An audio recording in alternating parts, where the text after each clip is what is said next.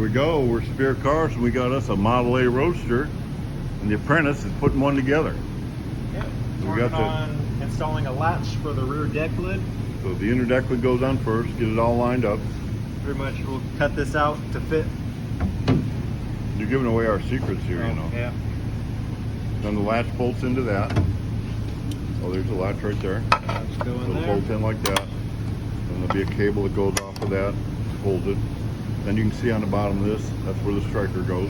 Pretty much. It'll go up into that. And you know, you got to be careful. Is you got the angle of it swinging down. That's kind of why that's at an angle to it there. As it swings in, you want it to go into your latch straight. So next step on this is get the deck lid latching, and then it's just a matter of bonding the outer skin to it. And there you go. Bada bing, bada boom. That's the easy part. We got our doors fitting already. That door's over there getting last minute body work. We'll use hidden hinges. Kind of the same principle on the door. So you got spare claw latches. Striker goes on the body. All metal reinforced.